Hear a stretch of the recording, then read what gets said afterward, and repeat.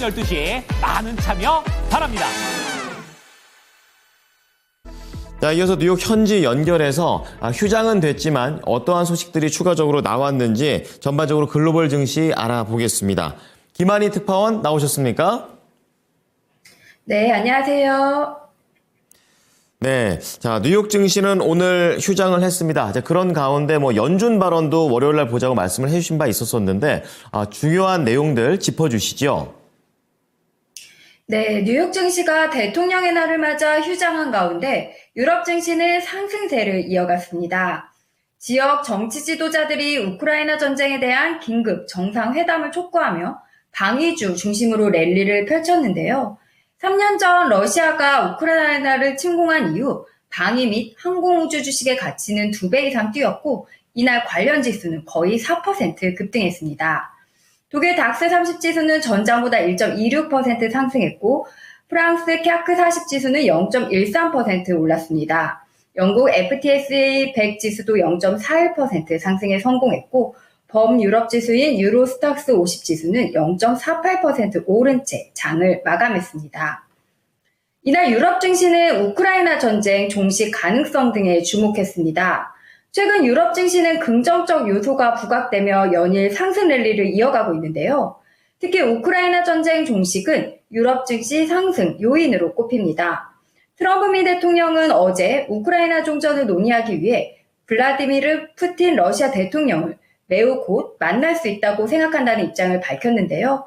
골드만삭스는 올해 러시아와 우크라이나 휴전 가능성이 70%로 높아졌다면서 제한적인 휴전 시나리오에서는 유로존 GDP가 0.2% 증가하고 상승 시나리오에서는 0.5% 증가할 것으로 추정한다고 밝혔습니다.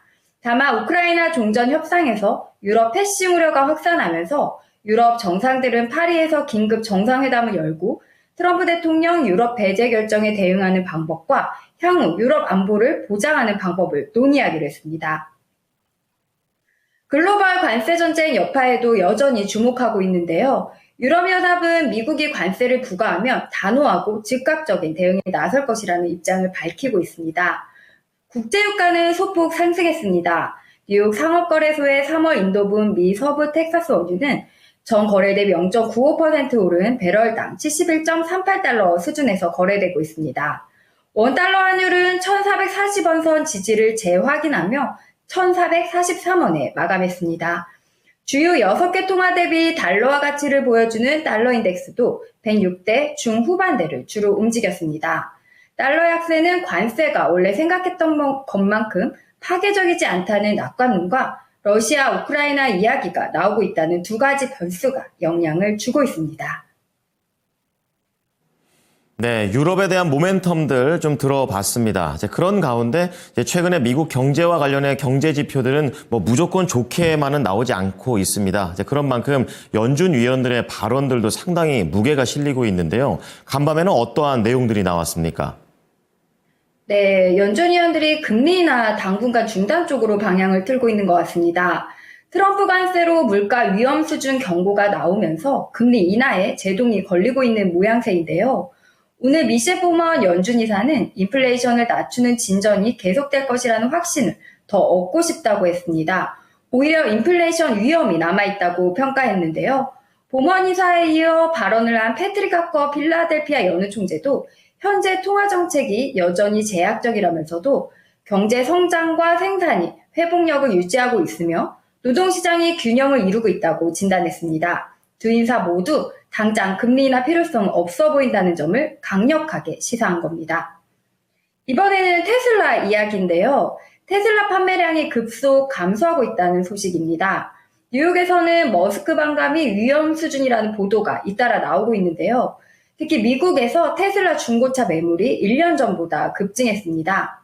CNN 방송은 중고차 거래 사이트 콕스 오토 트레이더 데이터를 인용해 지난해 4분기 이 사이트에 등록된 테슬라 중고차가 평균 11,300대로 전년 동기 28% 증가했다고 보도했습니다. 콕스 측은 테슬라 중고차 매물이 이렇게 급증한 데 여러 요인이 있지만 2021년 팬데믹 이후 테슬라 신차 판매가 급증했다가 3년이 지나면서 교체 수요가 일어난 영향이 있을 수 있다고 분석했고요. 또 일론 머스크 테슬라 최고 경영자에 대한 일부 소비자들의 반감이 차량 구매에 영향을 주는 징후도 나타나고 있다고 전했습니다.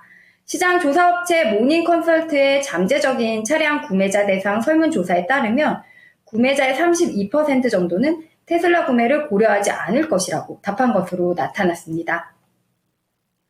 이번에는 월마트 한번 보겠습니다. 월마트 미국 최대 유통업체인 월마트가 다시 한번 성장세를 보이고 있습니다. 한때 전통적인 대형 매장이 온라인 쇼핑 시대에서 뒤처질 거라는 우려를 한몸에 받았지만 공격적인 투자와 전략적인 상품 변화를 통해 미국 유통업계를 주도하는 기업으로 주목받고 있는데요. 미 언론들은 한동안 미국에서 코스트코와 아마존에 밀렸던 월마트가 모든 소득층에서 시장 점유율을 확대하며 다시 주목받고 있다고 보도했습니다. 최근 급격한 성장세를 보인 월마트는 뉴욕 증시에서 주가는 작년 72% 올랐고 올 들어서는 16% 주가 상승했습니다. 월스트리트저널은 저소득층부터 고소득층까지 고객층을 넓힌 것을 주요한 결과로 분석했는데요. 이에 따라 20일에 발표 예정인 월마트의 4분기 실적에 시장 이목이 쏠립니다. 월마트의 실적은 도널드 트럼프 대통령의 관세 정책 속에서 미국 경제활동의 3분의 1을 차지하는 소비자 지출의 간접 지표로 여겨져 더욱 주목되고 있습니다. 이제 내일 일정 살펴보겠습니다. 내일 경제지표로는 2월 뉴욕 엠파이어 스테이트 제조업 지수가 발표되고요. 이번 주 연준 위원들 발언 매일매일 있다고 말씀드렸는데요. 내일은 메리 데일리 샌프란시스코 연은 총재와 마이클 바 연준 부의장 연설이 예정돼 있습니다.